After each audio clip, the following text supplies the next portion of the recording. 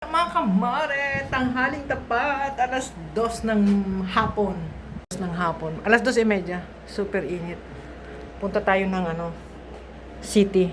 Talagang pinakita yung pa. Punta tayo ng city. Kahit super init. Gantay na yung sakyan natin. Super init. Mag-ano tayo? Punta tayo ng Kabiasnan. Magliwaliw. Konting oras.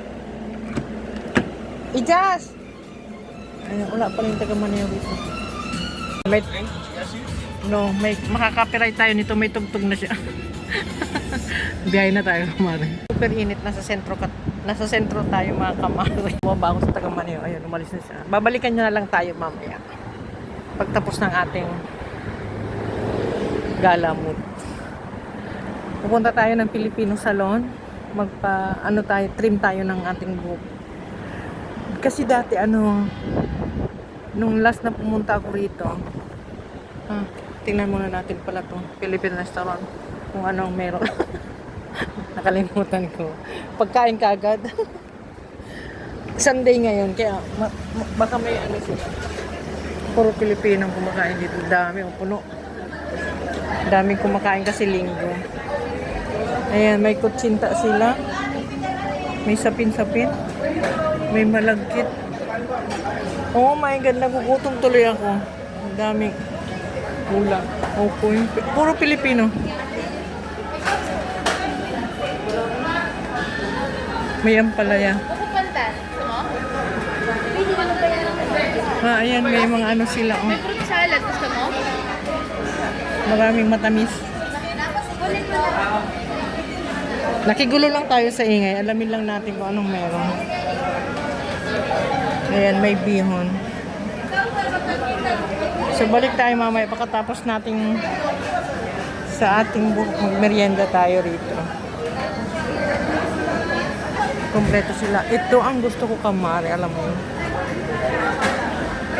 Purple yan. Nakapila pa kasi.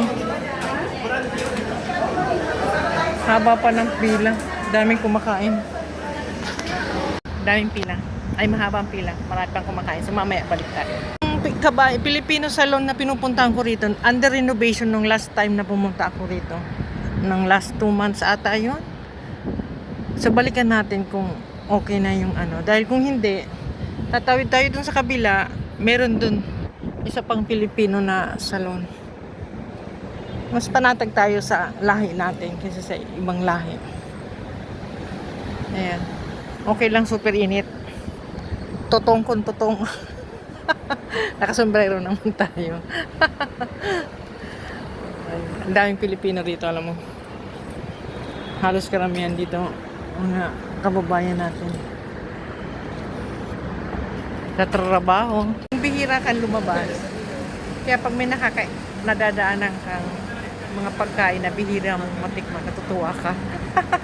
Ang dami pa naman ditong mga katulad yan, panadera, Filipino restaurant, Filipino bakery, panaderia pala.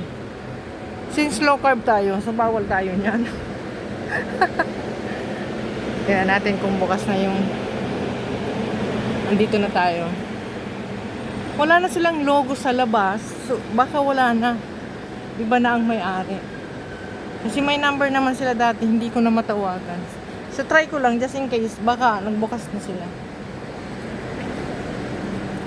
Tingnan natin, kamare. Kung under renovation pa siya. Okay. Under pa? Wala pa siya. So doon tayo sa isa. Try lang natin dito. Ayan, nandito na tayo sa area ng isang salon na pupuntahan natin. Ayan. Precious. Puro yan Pilipino nandyan. Mga Pilipino yung mga nagugupit, mga nagma-pedicure, manicure. Mga Pilipino. So, pasok tayo dyan. Yung kasagsagan ng init, alas 3 ng hapon. Kasi pag ganitong oras, konti lang ang customers nila. Pag pumunta ka rito ng 5, 6, haba ng aantayin mo, lalo't walang appointment. So, kailangan mga ganitong oras. Baka nga pila na nga rin eh, pagpasok natin. Huwag naman sana. Although marami naman mga gumagawa. Ayan, pasok tayo dito. Hi! Nag-hi talaga dun sa salamin eh. Do not overcrowd daw. Init ka mari sa labas. Pawisan ako. Pinagpawisan tayo. Walang masyado atang customer. Kunti lang.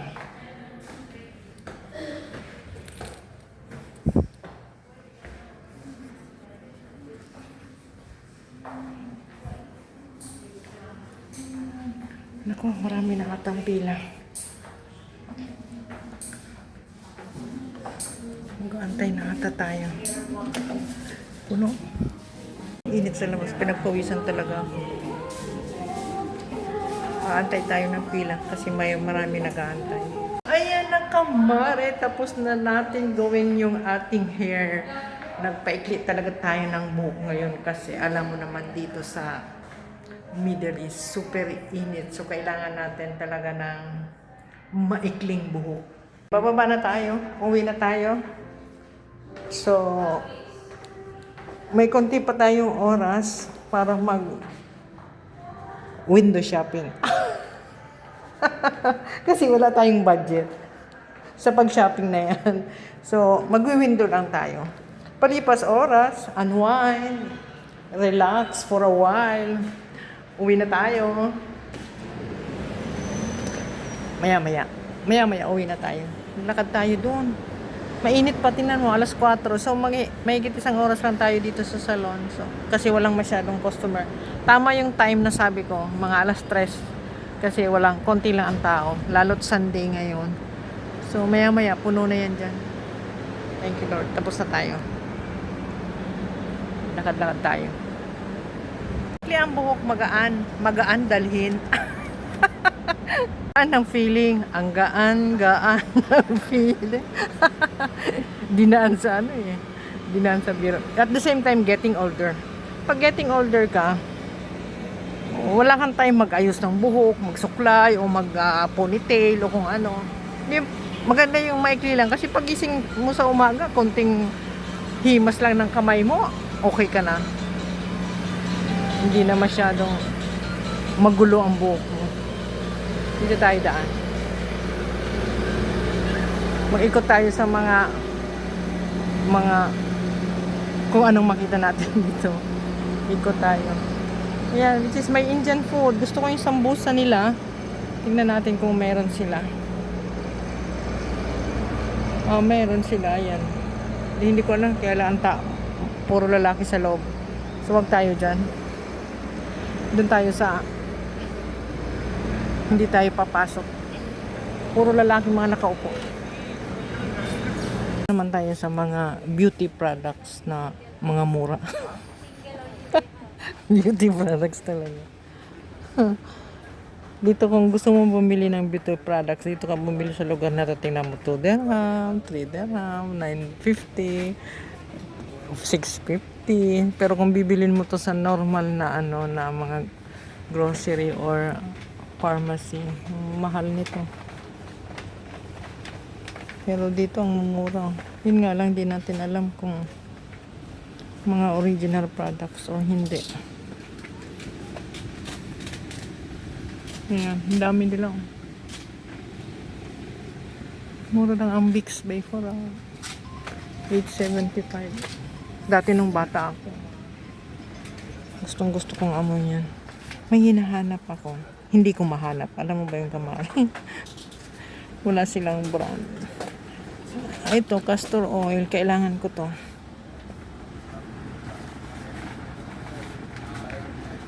Kailangan ko to kasi malaking tulong to sa akin. Castor oil.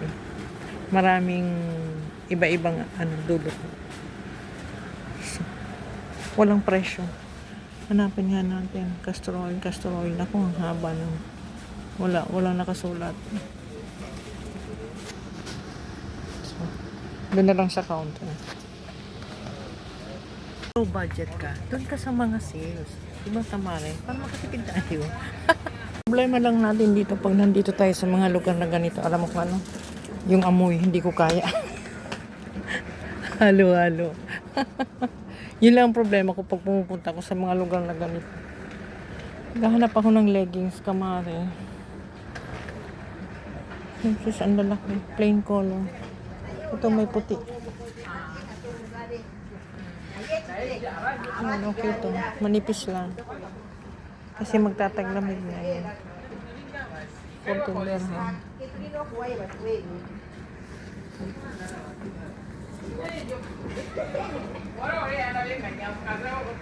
Ito, mura-mura. 10. Malaki naman ata ito.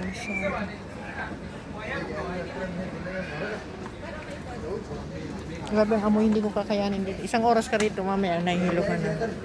Sa ano? Sa amoy. Halo-halo. Ikot-ikot. Ayan. Nandito tayo sa city. Mga kamare. Maya-maya uwi na tayo. Punta na lang natin tong isang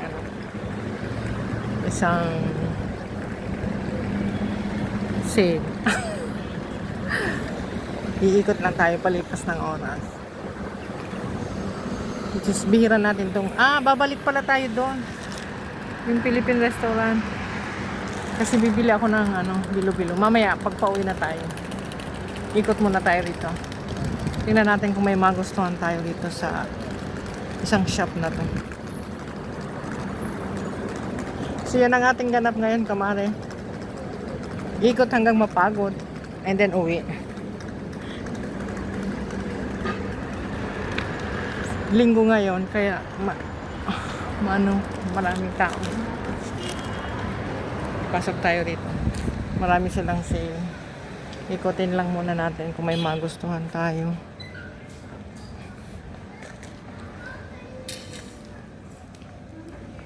Naapakan akong hangin. Baka madulas.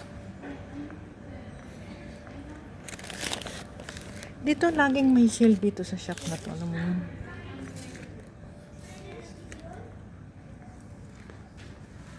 Daming kahit mga pabango nila. Mga sale din. Ayan. Ang mumura. Mga ladies Dahil linggo, salubong tayo ng iba-ibang lahi. Pilipino, Sri Lankan, Indian, local. Ayan. Pasok tayo dito. Halos naikot na natin.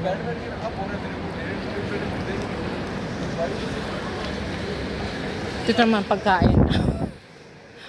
Mga murang, ang amoy grabe. Naamoy mo lang kamari ang amoy. Iba. Huwag mo lang pansinin ng amoy. Ikot lang tayo ng konting oras.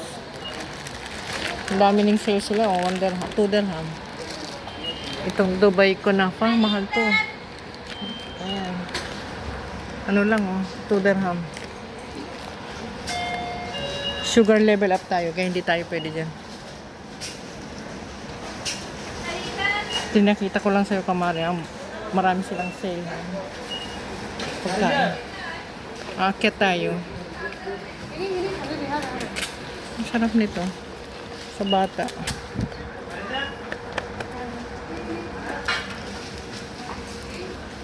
Magpapakargo ka.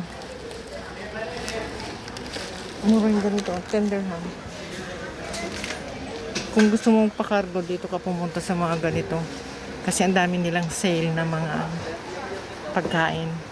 Pwede mong, dito nga ako pupunta next month. Yan o. Dami nilang offer. Kaya lang yung mga brand nila iba. Iba yung brand. Yan, mga dilata. Luncheon meat. Akyat tayo, kamari. Where t-shirt spot? Mag isang oras tayo rito. Masakit na ulo natin kasi sa amin. Kaya bilisan natin. Bihira natin puntahan mga kamari. Pakita ko lang sa'yo. Para lang tayo nasa Baklaran. Ganito rin dito. Ayan, nakailang ikot na tayo. Mga tiyanggi lang pinuntahan natin ngayon. Ikot lang tayo.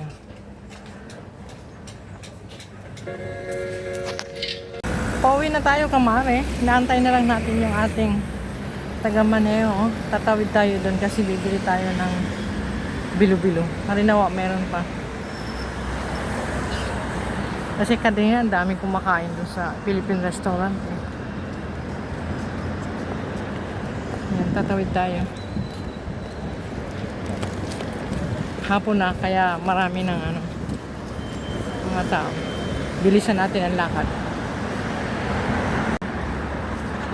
Para lang tayong tumatawid sa Ayan, nag-stop na. Sabi sa'yo, ang bilis eh.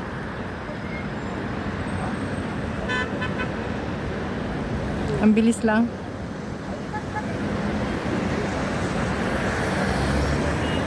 Ayan, balik tayo dito sa restaurant. Filipino restaurant. Ayan, may bilo-bilo pa.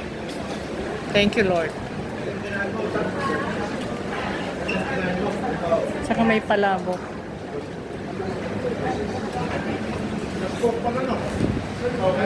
Patay ng isa.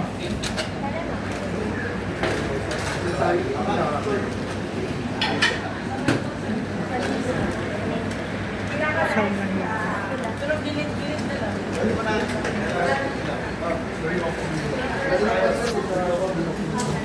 Kapila. May marami pa rin kumakain, no? Puro yan Pilipino. Natin ito kainin kasi malamig. Napakainit sa labas.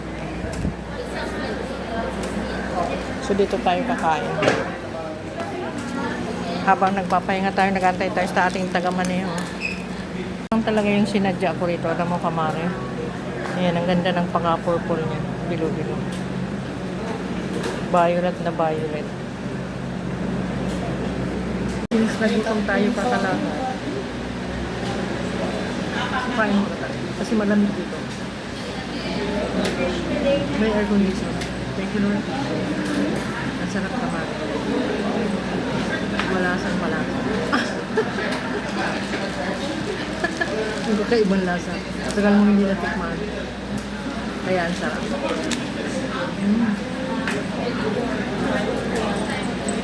Ang problema natin dito, sugar level up. Okay lang yan. Once in a while lang. Isa ito sa paborito kong kakanin. Merienda. Ginataang bilo-bilo. Kain tayo naman.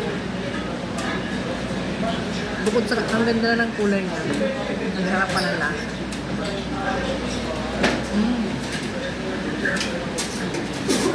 Mauubos ko. Sarap. Tayong kaman. Ay, ano yung kakakain mo pa lang? Lunch mo pa lang yan. Nag-lunch na ako kaya lang natututo ako. Tama. Yung lunch ko kasi parang almusal. Tama. Pag nagugutom, kumain. Lunch na daw si kabayan. Pero nagugutom daw siya. Tama. Kumain ka pag nagutom ka, di ba? Okay, wala na ako. Oo nga, diet eh. Walang diet, pagbihira mo lang matikman.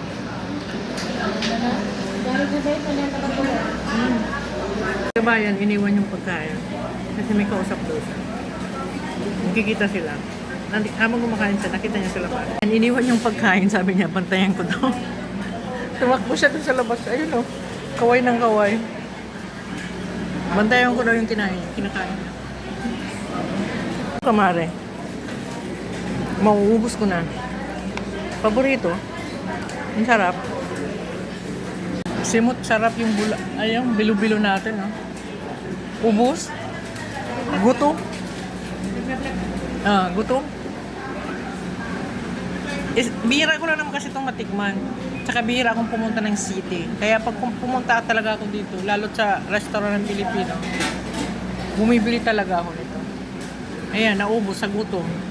Kakalakad. Mari, anong oras na? Wala pa yung ating taga-maneho. Wala pa yung tasakyan natin. Wala pa. Na-traffic na yung ating taga-maneho. Gabi na. Hindi na natin alam kung saan siya mag-stop kasi sabi niya mahirap daw mag-stop.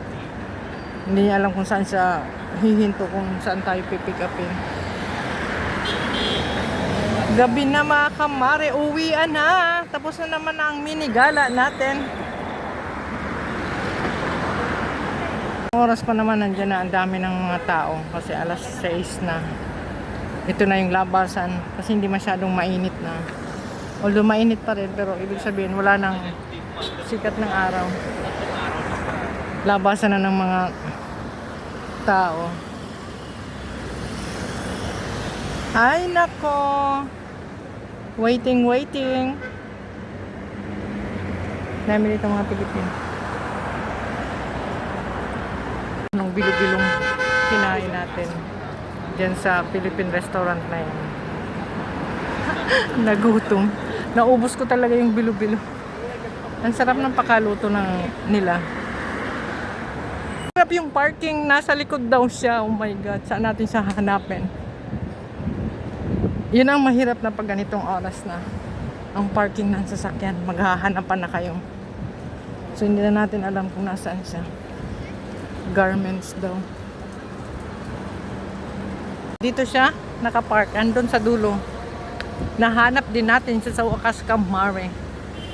Sa hirap ng parking dito. Biblink niya yung sasakyan para malaman ko. Nandito siya. My God. Pawis na tayo. Aray ko. May ano oh. Tapilok ako. Ay nawa kamari. Ang hirap. Hi Josh.